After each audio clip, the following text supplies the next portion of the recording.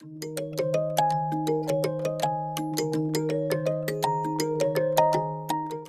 forgive me if I'm not quite as slick as I used to be, and also apologies if Jeff the cat comes and sits on my knee every so often. I thought I'd give a presentation around the heritage strategy in Nottingham and what it's done for the city, as well as talking about some of the heritage-led regeneration that's helped stimulate within the city. So, with no further ado, here's the contents. I'll try to make sure that I tailor that specifically for your interests in terms of being architects and how architects fit into the different processes that we've seen around the city. It will mainly be pretty pictures rather than text, so hopefully it won't be too dull.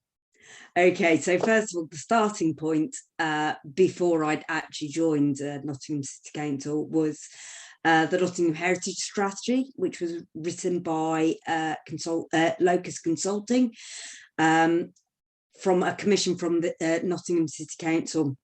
And the idea was that well, first of all, that there'd been a bit of an intervention by some big stakeholders from historic England and what is now the National Lottery Heritage Fund, who really said that there wasn't really a strategic vision for heritage within the city.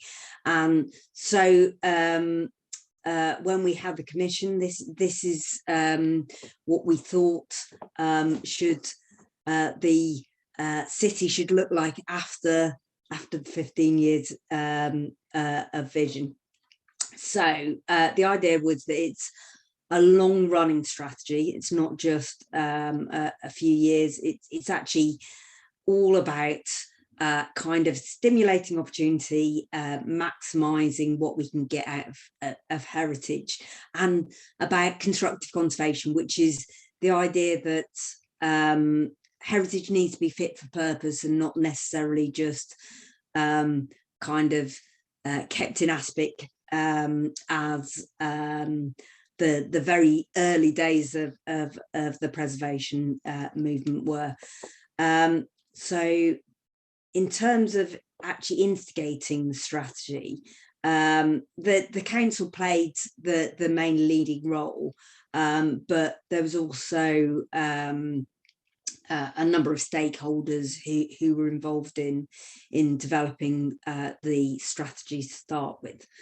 So there was basically three kind of themes to the strategy, and they were understanding heritage, capitalising on heritage, and then finally celebrating heritage. So I'll just go through those. And that is about developing a shared understanding of heritage in the city, actually listening to people and helping recognise what's important to citizens within Nottingham, and then trying to make that information accessible, evidence-based, and developing greater understanding of different parts of the historic environment in the city. In terms of capitalising, I'll talk quite a lot about the ideas of capitalising today, because I'll be talking a lot about heritage-led regeneration. So basically, the idea of heritage-led regeneration is all about how heritage is just another thing to build regeneration around, and actually I kind of think a heritage-led regeneration is just good regeneration.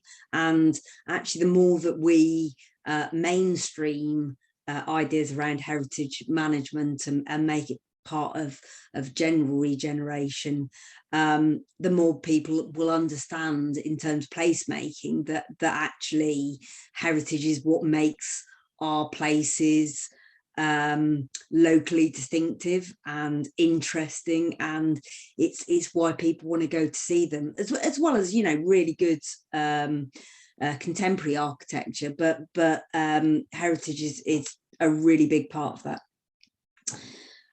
So finally, we really need to celebrate the heritage of the city, and how there's a really diverse cultural offer, but also that there's really diverse stories of the city that reflect the diversity of the place. So it's all about you know, screaming about successes and getting people into heritage spaces to enjoy them. So this is the dull bit, but it's incredibly important. So in terms of delivering a strategy, we actually need to think about how to actually do that in terms of governance and in terms of action planning and resourcing that strategy. So I'll just go through a bit of the dull governance bits. So first of all, there's a steering group called the Nottingham Heritage Panel. What that is there to do is hold the City Council to account in terms of whether it's meeting the heritage strategy, steer the course of the strategy, but also it's a great body to go along to and pitch up funding ideas or ideas about new development, at which point I'm going to shove Jeff off my knee. So the next piece is the Heritage Partnership. Unfortunately, it's very similar words, but it's a slightly different kind of forum.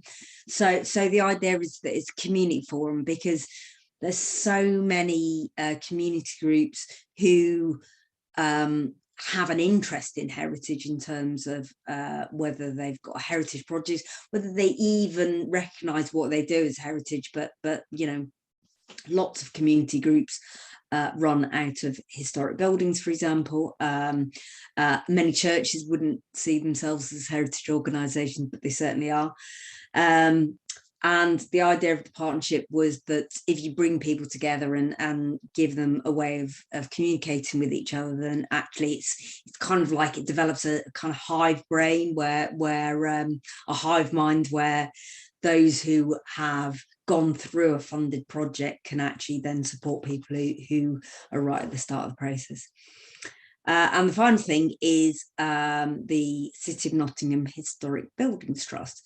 So the idea that we thought there needed to be a charity in the city to save historic buildings is because they can seek so many additional resources, and they can act as a charity to find new uses for historic buildings and heritage in the city.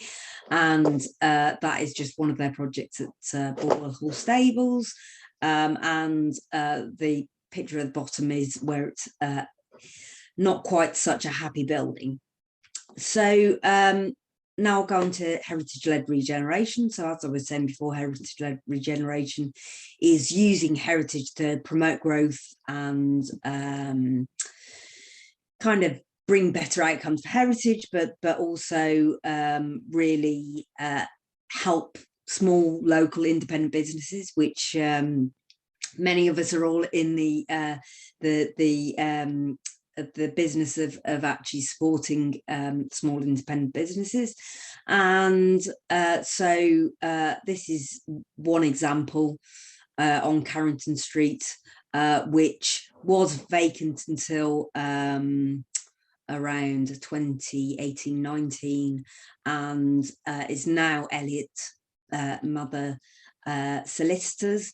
And the beautiful curved glazing that you see right at the front was actually behind this shutter, but nobody had seen it for many years. It's not actually the original one because it was in too poor condition, but it's a complete replica of that, and reinstatement of that. Just in terms of growth and independence, here's just a few facts and figures just to help give some context to what heritage-led regenerations done for the city. So £2 million grant aid, that sounds like a lot of money, and for an individual that's a lot of money, but actually in terms of the amount of investment that you see in cities, it's actually quite small.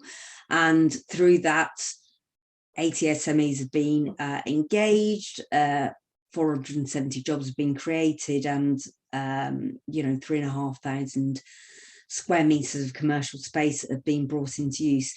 Just in terms of how these projects get off the ground to delivery.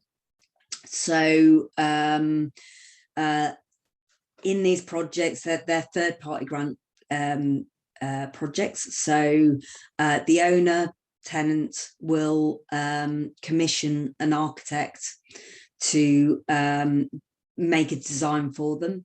There's some vetting of those architects to start with, just to make sure that they have experience of delivering heritage projects.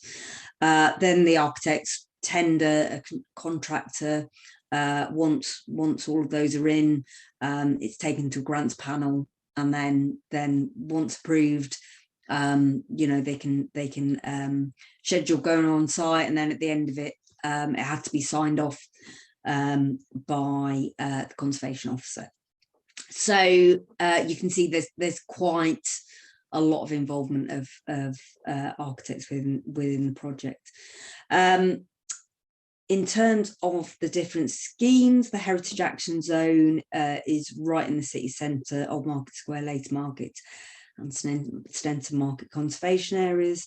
And the Carrington Street scheme is a lot smaller area, but it's just absolutely the entrance of the city from the train station transport hub, which were they were completed just before the start of the project.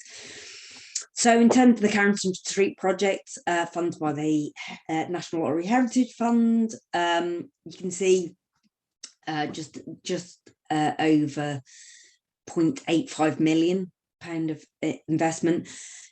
It was entirely integral to all of the regeneration of the south side, and it was all about giving that really good first impression. So when you have a look at the plans for the south side, you can see how the Carrington Street Townscape Heritage Project feeds into that.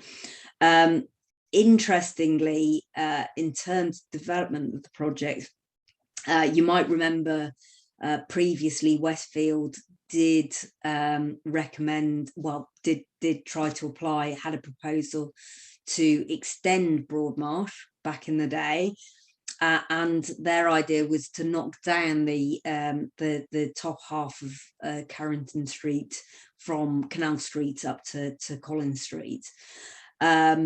Interestingly, Nottingham City Council extended the conservation area to include that area, and actually that's been some of the key transformations as part of the Carrington Street Townscape Heritage Scheme. So here's different projects that have happened or not happened in the case of Queen's Hotel, and we'll just have a look at a few before and afters, because they're always good fun. So like I was saying, that northern part of Carrington Street between Canal Street and Collins Street, there was quite a lot of vacancy, because obviously it was being wound down for this potential extension of Broadmarsh, but actually as soon as there'd been a bit of investment on that part of the street, suddenly the buildings went from vacancy to full occupation, and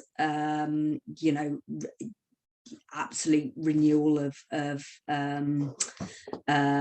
commercial space. Something like Gordon House on the right hand side had gone from being this incredibly tired looking facade to what it actually was originally built out, which was a car showroom. whose design was actually based on the signs for Selfridges in London. So it really shows you exactly what their point of reference was at the time, and how important the early motor trade was, and how you were really going after the very rich rather than anything else. Interestingly, the building on the left hand side is actually also a drive-through garage. So in terms of design intention, it shows you the same sort of thoughts about that. Just a few of the other shots. So here's 38 Carrington Street. Unfortunately, Ladbrokes, the e-cigarette place and the tattoo parlour never actually happened, which is a great shame, because after City Buildings, which this is in, was actually sold, and there was a new developer, there's a fantastic office development within the building above, which would have been matched completely by this, all the reinstatement of the historic details at ground floor. But there's just a couple of teeth out in the smile, unfortunately. This is, to my mind, the best subway in the country, and I know I'm biased, but I think this image just really shows you the difference that heritage-led regeneration can make. And Hopkinson's is another great example. This project was about £12,000, so it wasn't a huge investment, but it's just transformed the perception of that building. I mean, as well as the public realm was incredibly important down Station Street, to kind of develop this real kind of cafe culture, and I'm sure all of you have seen people outside Hopkinson's day and night, rain or shine, enjoying themselves. And again, this is just another historic image, and then how it's looking today, which is actually quite interesting in terms of seeing things like the bus station as well. But yeah, it really shows you the difference. So the other scheme is the Nottingham Heritage Action Zone, and that is funded by Historic England, and they were looking at multiple different projects to actually stimulate the transformation through heritage. So they had things like a designation project where they did a number of different listed applications, and also they made some investment into the urban room, which you all know about. So in terms of that scheme, in terms of conservation area grants for that, these are some of the properties that were looked at. And again, here's some befores and afters. I can let you know all of the architects and contractors who've been involved in all of these different projects, if that would help. But we've had a variety of projects, architects who are either conservation accredited, and basically if you're conservation accredited, you don't need to be vetted, but also other practices who can demonstrate that they have the experience to do this sort of scheme. So with Wolf, I think that was one such case. And in terms of my favourite one, 30 Market Street is pretty fabulous. The difference it's actually made, and the next few slides should show you what a difference it's made, and the quality of the finish. It wasn't quite finished on these pictures. There's a few bits of trim, but it was a pretty phenomenal job in terms of the quality of from going from Sings, which the building just didn't match what's above the fascia, whereas now it's all integrated. It's one building, but it's also, you know, a great advertisement for the business. to go in and have some food.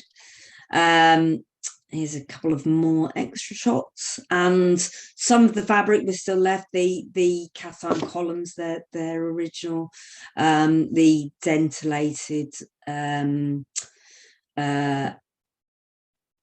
fascia that was still in place as well. There's also repair schemes. This is the Birkin building in the lace markets, and some of the kinds of work that they do there are, this cornice was entirely remolded, and they did the windows at the same time. So even though they weren't part of the project, everything was done. Literally everything was done. And that was working with Urban Fabric and McNeil's contractors. This is the biggest single project. This is Wheelergate, and as you can see, there's some original shop fronts, but there's some that are really not reflecting the quality of the street, like the Bag Company. And the idea was to go from that to, well, here's some of the works, so you can see that on site. And the idea was to have something more like this. So the idea is bringing back an entrance that where the kiosk was down Wheelergate, and having this amazing curved glazing and just a little unit in there. But then all of these different businesses with the lovely canopies, just really encouraging that street eating again. So in terms of wider context, projects like the Castle project, we definitely needed a heritage strategy to convince the National Lottery Heritage Fund to invest in a project like the Castle project, which has been like a £30 million project. And without the heritage strategy, I think it would have been very difficult to actually convince them that actually their investment was, well made. So this is the Castle project, which is looking pretty fantastic at the moment. And a few of the other things, the wider regeneration of the south side, that have really complemented everything that's happening through the heritage-led regeneration schemes. Public realm has made a huge difference in the city centre for placemaking, in terms of giving business confidence, in terms of changing the character of the area. I think there's very few places that tell this more than underneath the tram tracks by the new Skills Hub site, which is looking phenomenal, and it was looking even better after this. I haven't been back for a little while now. So again, I'm guessing a lot more has developed since this time, but it was looking incredible at the time I finished working for Nottingham City Council. And I think the public realm in the northern part of Carrington Street has really set it off quite incredibly. And I think that these buildings, if Westfield's proposals for an extension to Broadmarsh had actually happened, these would have all gone. You wouldn't have got any of this quality and, this townscape, and you would have had a bigger, potentially failing shopping centre. So I think it's made an incredible difference. And that's another few shots. This is us working with the Nottingham Trent University students on some of the evaluation of the project and demonstrating the impact that it's had. In terms of some of the other things, and I was just going to go on to a few other things that have been done through the heritage strategy, less about heritage-led regeneration, more about the recognition of heritage and recognising everybody's value of heritage. This the Nottingham local list. The idea of a local list that not everything's going to pass the bar of national listing, and actually there's some stuff that's still really important to the story of a place that doesn't get that recognition, and all of these, none of these are actually listed buildings, but they certainly help tell the story of Nottingham. This was, I think this was like a workhouse. This is Vernon Park in Basford. This is one of the different chapels that we have throughout the city. So we developed that using best practice from Historic England.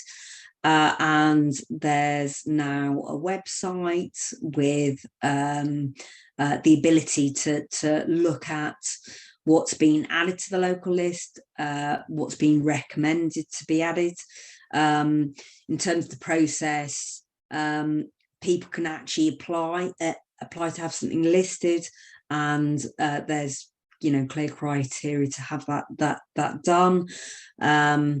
And through that process, that then go through a selection panel who kind of assist it to make sure that whether the candidates actually meet the criteria or not, and then it goes to the portfolio holder for housing, planning and heritage for adoption. So this is some of the range of different things that have been added to the list. So there's swimming baths at Basford and the library at Basford. In terms of archaeology, that can also go on there. This is a picture of a spigot mortar, but there is the remains of a spigot mortar just off Derby Road, and the bottom left is the New Foresters, which is an LGBT venue, and it has been for about 70 or 80 years, way before decriminalisation of homosexuality in 1967. So that was something else that should certainly go on the local list. In terms of what it's done, there's been 80 things added to the list, 151 candidates been looked at, and nearly 50 nominations by the public, which is pretty incredible. But also approaches were developed to help communities designate heritage that's important to them. So and a good example of that is the Old Meadows conservation area, which was brought by the community, led by the community. They read they wrote all the documents, which with the city council made sure we agreed with what they were saying. They did all the consultation, and we enabled that to go through the process to become adopted, which it was in June 2020. And this goes through it's entirely community led, and this is a really good approach to helping local authorities develop capacity, because it's just the sort of thing that just takes absolutely ages to actually be able to do. This was the Meadows in the 18th century. This is the Meadows now. So there's some really good quality stuff, some really nice townscape stuff, and actually having that recognition that it means people really take notice of quality, and if anything's dumped anywhere, then they will get in touch with people, and there's more of an impetus to do something about that. But also in terms of development, obviously different kinds of new development need to get planning permission if they're in a conservation area, and you can't just demolish buildings in conservation areas. So it has made a really positive difference to that area. The urban room we all know about. Some of you might be in these pictures. The idea of the urban room obviously came from the Farrell Review, I think in 2014, but I'm sure you might know better than me. And the idea was having a space in every place that is a neutral space where people can come together and talk about placemaking and architecture and planning and design. In Nottingham, this was on Carrington Street, so part of the Carrington Street Townscape Heritage Scheme, but there was also funding from Historic England in the fit out, and obviously NDSA were incredibly important, helping us get sponsorship, helping bring the urban room to life, and by the time it launched properly, it looked pretty amazing. In terms of future for the urban room, because obviously that space couldn't be held without any sort of income forever.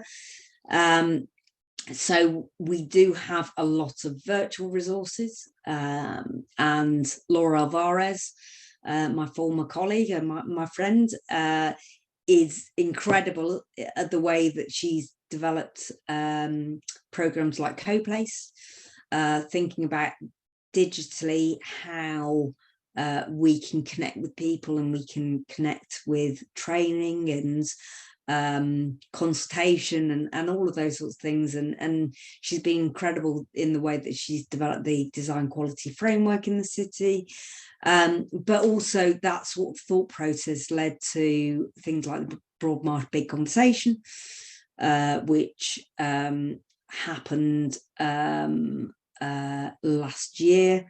Oh no, it was actually this year, around what to actually do with Broadmarsh next, so that in effect the failed shopping centre can be kind of co-designed by everybody, and that citizens are completely involved in that design process. I wanted to just kind of wrap up just talking about a few different ways in Nottingham that we recognised the value of the diversity of the city. And I'm mentioning this because I guess this is something that makes it's something that I'm very proud of, but it's also, I think this is a really important way of making sure that it's recognised that heritage is open to everybody, and the kind of story of the city, the biography of the city, is made up of everybody who comes from Nottingham, lives in Nottingham, works in Nottingham, and that story is of a very diverse place. So this is the rally headquarters, and through talking to Panya Banyoko, we suggest we put this forward anyway for listing, because we thought it should be, and that was part of the review as part of the Heritage Action Zone. But speaking to Nottingham Black Archives and Panya Banyoko, she let me know about the civil rights struggle that happened at Raleigh, and how important that is to developing, you know, one of the most diverse workforces in the country, and how from having no black employees after the intervention of the president of Jamaica, it actually became you know, a real kind of core celeb of the civil rights movement. Also, recognition you can do through things like plaques. So this is a plaque to Eric Irons, who was Britain's first black magistrate, who sat in Nottingham from the 1960s, early 1960s. And we thought it was when Eric's sons came to us, the council, and asked how they could recognise the contribution that their father had made. This seemed to be such a good way to do that on the Shire Hall, 2-star listed building, very visible. We thought it was an incredibly important thing to do and get funded and make it happen. We got quite a lot of coverage, which was quite exciting. The most exciting for me was one of my tweets got retweeted by Floella Benjamin.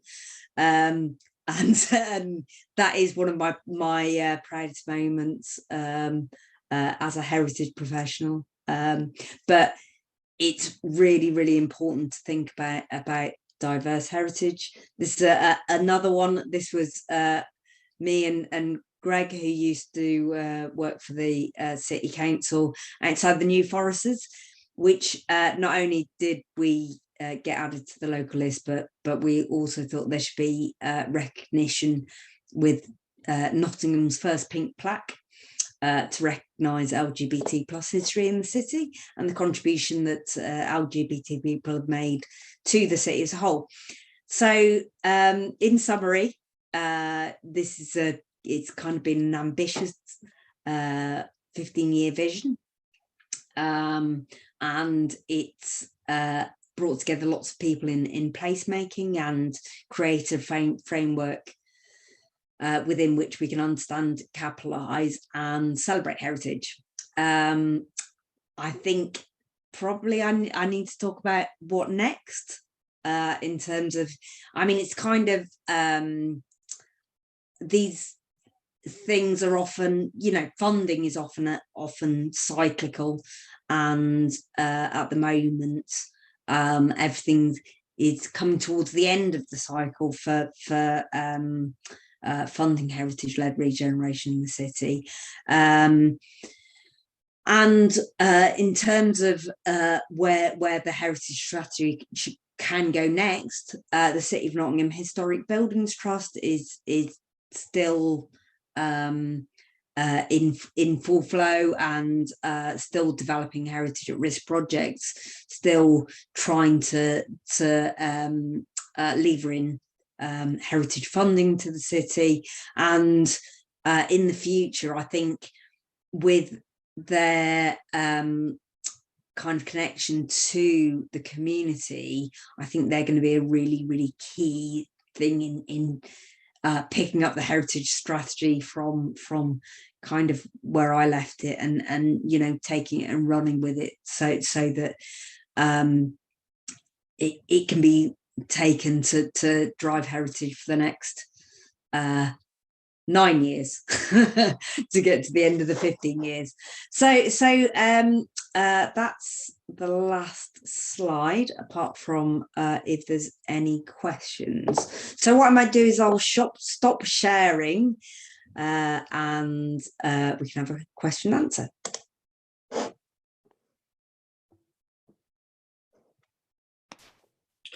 Thank you, Alice. That was fantastic. I hadn't fully appreciated that the Meadows had such a large conservation area, in all honesty, because I think the Meadows generally has a bit of an association with other activities, not necessarily heritage. So that was fantastic. I might actually have to go for a walk around and see if I can spot some of those buildings. So that was great. Thank you. I suppose before we just jump into the Q&A, which my colleague Paul will lead, I just wanted to ask a question, actually. And other than the castle and St Mary's, I was just wondering, what did you feel was, you may have already answered this, what did you feel was one of the most important projects to get over the line with regards to bringing it back to life, I suppose? I think in terms of a heritage-led regeneration project, I think the Carrington Street Townscape Heritage scheme was key, because it was the first big bit of funding. It's transformational in terms of the entrance to the city from the train station, the transport hub, and it's so integrated with all the regeneration of the south side. It's just made a transformational difference to that part of the city. And as long as you've got your back to the wall of the Broad Marsh, it looks amazing. I think that's the thing. You sometimes the design decisions don't need to be massive ones. Just pedestrianising and tidying up the facades can make such a drastic change, as you say. And I think as well, the activation of the pavement with restaurants and things as well. I'm really looking forward to seeing how Wheelergate develops and and going and have a coffee there. But I'll hand over to Paul now, and I'll just mute just in case there's some feedback, Paul. That was great, Alice. I think everybody that's been in Nottingham more than a few years would say that whole area has undergone something that's nothing short of transformative. I remember doing my undergrad in Lincoln and making the journey from Belfast. That was the area of the city that I would see, waiting for my train, having flown into these Midlands, and it was not a great place to hang around, waiting on trains. So it's absolutely amazing work. First question I've got is probably about 4 years ago now, myself and a few others, we were contributing to the survey, the voluntary survey work, where a numerical value as to the condition of what they're asked to go and look at, various listed buildings in the area. What I wondered was, did that contribute to this program directly or indirectly? And also, did you ever consider at-risk attributes of structures? It would be great. Maybe one already exists, I don't know, but maybe you could talk about that. Yeah, so in terms of the building at risk survey, which I'm guessing is what you're meaning, so we had one project as part of the Heritage Action Zone to work in partnership with the Civic Society to have a volunteer survey of buildings at risk over the city. And I think about 10% of that was done before the pandemic. Obviously, that was not completed, but we did do more of a desk-based assessment of those. So of the 750 grade 2 listed buildings, kind of 10% of those were on the buildings at risk register in 2013. So for different reasons, poor condition, vacancy, that sort of thing. And of those 78, from like the desk-based work that we did and from our knowledge of different projects in the city, about half of them came off the list. Half of them that were kind of could be in beneficial use. So there's quite a few which are like kind of statues or plaques or monuments in churchyards, which obviously can't be reused as a building, but the ones that could be put to beneficial use, about 50% of them came off the list. In terms of having an app, that is a really good idea. What we developed something on Google Forms, but there's no reason why something on Google Forms can't be used on a phone. And I mean, a lot of it is kind of tick box exercise in terms of, well, multi-choice, what age is it, or what conditions in poor fare, that sort of thing. So it would have been great to have been able to develop that project more, and it's a great way of getting people to know listed buildings all over the city and to start looking at condition. We did that with quite a few students, but then there was people like yourself who are a little bit more experienced as well, so it was really good. Great. Determining which buildings to attribute funding to, did the question of private or public ownership come up? And in situations where money was awarded, were there conditions attached to, say, private enterprise that meant that would prevent a building slipping back into disrepair or vacancy? Or did you have to do some kind of assessment of the owners of the assets as well? Because one of the reasons that cities kind of become a bit decrepit is because in some cases, not all, the asset owners are happy to sit on them until such times it suit them to do otherwise. And what was that an issue at all? And how did you go about then rationalising funding in those situations? Yeah, the reason a lot of the time that the assets are sat on is because listed buildings, you don't have to pay any business rates.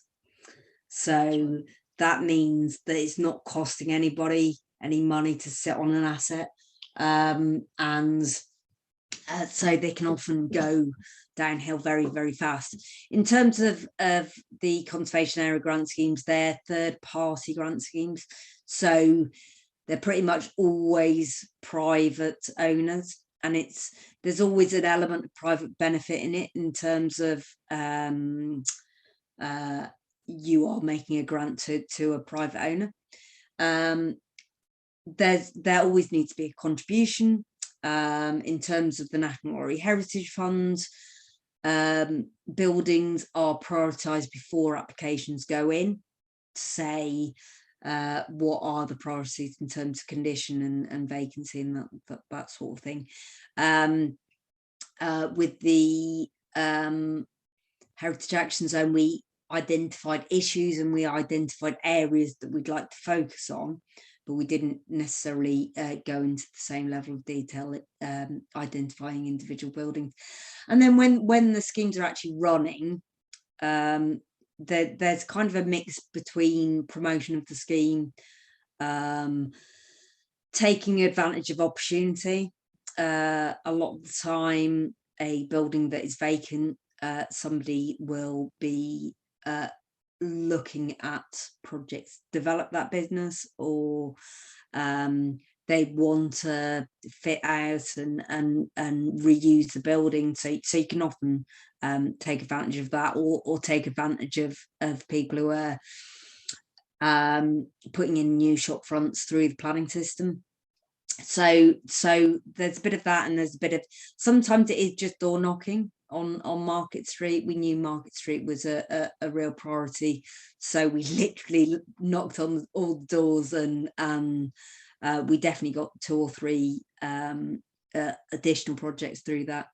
But I mean, there's always criteria for the awarding of grants, so you kind of prioritize your time and look for opportunities in those areas. So it's kind of a mix of different things. Mick has actually asked a question relating to the Angel in the lace market. How and are there any examples of projects where the caves are being utilised? There's lots of examples. Yeah, lots of examples of where the caves are being utilised. I think everybody in Nottingham would hope that they can be further utilised. So for example, during my time at Nottingham, we developed a supplementary planning document to help say how people could use their caves, how they could develop their caves within the planning process. But we also had a document which was all about kind of hearts and minds and the art of the possible. So there's some really good examples of different way people use caves. So, for example, the Curious Tavern, it's a lost property where there's a gin bar in a cave, and they've done some really interesting stuff in terms of how they can comply with building regulations, in terms of they have to let everybody down to the side, and there's only a certain amount allowed in, because there's only one way in and one way out, whereas other caves there might be one way in, one way out, and actually that enables you to actually use them quite a bit more. But we kind of gave examples, and we looked at the range of ways that you can use caves. So there's some where you probably don't want to be in them very long, because they might be cramped. There might only be one way in, one way out, so you can't really use them as a venue. But can they be used for storage? Can they be used for mushroom growing? Can they be, there's all sorts of different things that you could think about. To something like at the castle, where everything's very open and available. At the moment, there's a project being led by the University of Nottingham into caves, and that's seeing how they can use their research in the city to actually have better outcomes for the caves, and get the caves better known, understand how they can be used more, make the most out of them, because they are unique.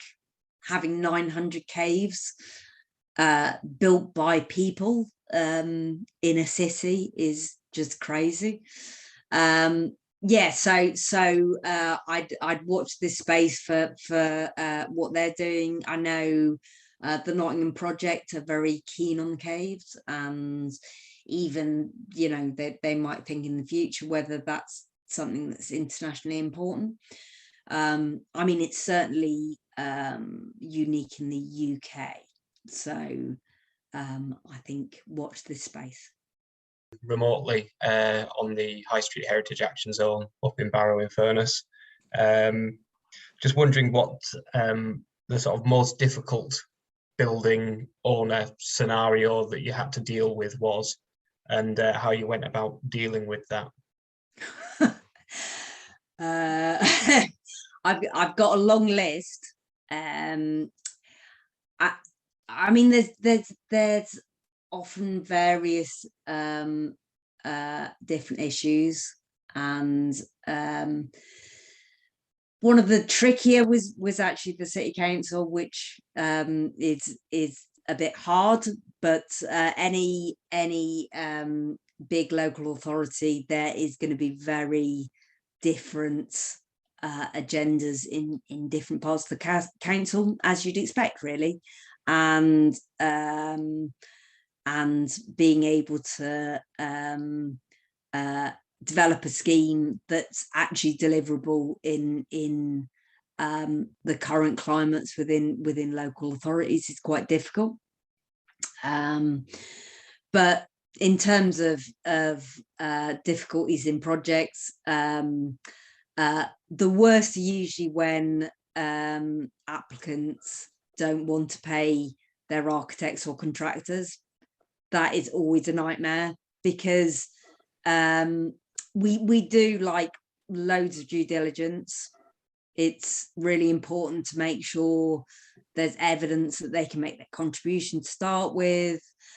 It's always with the scheme that they're paid in arrears, so you have to have the money up front, but sometimes some applicants aren't happy with the finished product, or have spent the money on something else, and that can be really tricky, because with third-party grants we would always be we never have the contract with the architects or surveyors or contractors, so we don't have any legal means. We can only use leverage in terms of not paying people their grant, but yeah, I mean, that can be really tricky. if the quality of the work's not good enough, that's an absolute nightmare. So if we're not happy with the quality, what I'd say with that, as somebody who's working on the projects, go and see if you can see in the workshop. Make sure you're happy in the workshop before they put it in on site, and make sure that everybody's happy with that. Sometimes you suddenly find when something's kind of installed on site that it looks completely wrong, and it's because you haven't been given samples, or you haven't necessarily been able to see it at the workshop, and it can be resolved earlier in the process, as early in the process as you possibly can. Oh, and definitely always get in there and make sure that investigation's done beforehand. So one example we had, when a kind of 1960s shopfront was taken out, when they'd installed that 1960s shopfront, they'd put in a steel much lower than we wanted the shopfront to go in. So there was a conflict, and it was really, really difficult to come up with the solution that was cost effective, basically. I mean, you know, obviously there's grant aid going into it, so there's a bit more scope in terms of you can pay more for certain things, because if they're only making contribution of, you know, 25% or 33% or whatever, then it can be easier to make a case that if you just have a bit of a raise in the amount of the grant, then it will work. But sometimes there's something fundamental like that which is just an absolute nightmare. Okay, thank you. But if you ever want to write to me, Thank I you. can put lots of things down on a piece of paper for you. Excellent, thank you. Just jumping back a bit to Mick's question about the caves and the 3D mapping. There's a lot of use of utilization of photogrammetry and LiDAR in heritage and archaeology. It seems to be a kind of a weapon of choice at the moment, and it looks like it's increasing in usage. Can you talk a little bit about any of the technologies you used in the restorative works you were doing in Nottingham? With the conservation area grant schemes, it was pretty old school in terms of, all right, there was use of CAD and you know, drawing packages and everything, but there wasn't particularly any 3D work apart from kind of visualizations of different things. Technology is being brought into quite a lot of heritage management, and a lot of the time that is kind of more at the cutting edge or bigger development. So for example, when I was working previously in Manchester, we were working with the Old Town Hall at Oldham, which was being converted into a multiplex cinema, which I haven't been to see. I'd love to go and see it, but what they did for the whole of the building was they did a cloud point survey, and cloud point surveys are coming in more and more often just for big developments where some of the 3D work will really help to understand where interventions are going in. But also it can be used in places like so Glasgow School of Art, in between the two fires at Glasgow School of Art. They did a cloud point survey of the whole of the building. So now there is kind of the best record of the building is actually in a 3D model that you can actually fly through, and you can go and see all of the different parts of it. And they'd got a long way through the restoration before the second fire. So actually they had a lot of the new material that was being brought in. So stuff like that. With the caves, there was 3D surveys of about 20 of the caves, 20 of the most important caves. by Trenton Peak Archaeology. That was put on an app, which was available. I don't know if it's still supported, but the idea is that maybe that should happen again.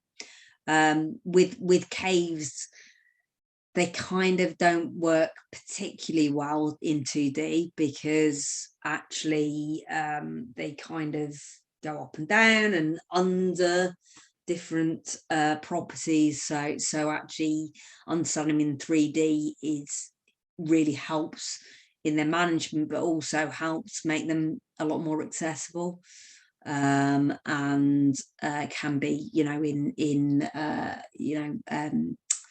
VR headsets and all sorts of stuff like that. So there has been quite a lot of work done in terms of that.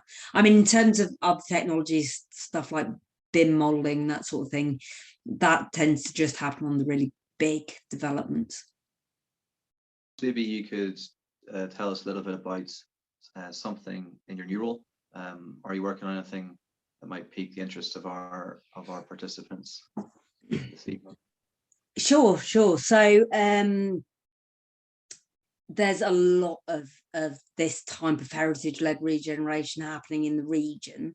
So that's so certainly in Lincolnshire we've got a number of those, but there's high street houses. I think there's one in Newark which is pretty close, but there's also a number of other projects relatively nearby in the region. So in Lincolnshire at the moment, the 3 big projects that I'm working on, we have 3 town deals. So town deals are central government funding, and that is for Boston, Skegness and Mablethorpe. We're just at the kind of full business case point with that, in terms of convincing government that the plan that we've already outlined is a really good one, and it will be great for those places. Interestingly, with Skegness and Mablethorpe, neither of them are conservation areas, so there's really good opportunities to kind of think a bit outside the box in terms of actually what can you do when you don't have specific heritage funding, and thinking about the same sort of quality that you bring to reinstatement of historic details in a conservation area, but actually thinking more about, well, what's the character of a seaside resort, and how do we actually think about that in a way that's not necessarily bringing back Victoriana, is really interesting. For our town deals, we're thinking about ideas like having a framework for architects. So we're trying to develop those so that we can not only kind of build capacity in the area, but actually support applicants to know exactly where they can go for architects and contractors. So I guess that's the most exciting things at the moment. Oh, and by the way, the town deals, of the 3 town deals, they're worth about 8 million quid. So I talked about 2 million quid in Nottingham, but the 3 of them together are 8 million. It's quite a lot of money. If anybody's interested in getting involved with the Urban Room project or with the NDSA, then by all means, please get in contact. Let's just check the participants. If you bear with me 1 second. Mick's already asked me for another talk, perhaps one on the British seaside town regeneration. He calls it a hot topic.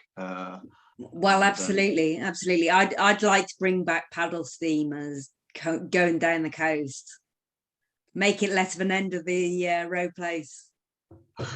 Yeah, thank you so much for this evening. I know it was kind of something we scheduled earlier in the year, but it kind of got pushed back. And then obviously you've moved on now to Lincolnshire, so it's great that you kind of come back for the one night only, as we called it. And yeah, maybe something on the seasides in the future. And I'm still really trying to get a tour of the regional Cold War bunker. So if there's any help you give me with that. Yeah, no, absolutely. It's well worth a look. And I am still involved, at least in the City of Nottingham Historic Buildings Trust in Nottingham, and you know, anytime I'm happy to let anybody know about that or how to get involved. Yeah, I mean, obviously we can have a conversation offline in the future, but no, it's great to you know, hear about some of the stuff that's cracking off, far more than I thought there was. So I'm sure if I've come across that, then a lot of the attendees tonight surely would have come across the same. But just to close out, obviously, as mentioned, we've got the tour in December on the 8th at the Silkman and Derby. Definitely worth checking out. We have got it to ourselves for the night, so it's after it's closed for about an hour and a half. The NDSA is paying for the privilege, but the tickets are free to attendees. So please do take us up on that offer. And we'd just like to thank everyone for their support throughout the year. It's not been an easy year. I think we have managed to conquer the digital world quite well, you know, and it's not slowed us down. So thank you very much again, Alice, and I wish everyone a happy new year if we don't see you next month. Brilliant. Thank you. Thank you.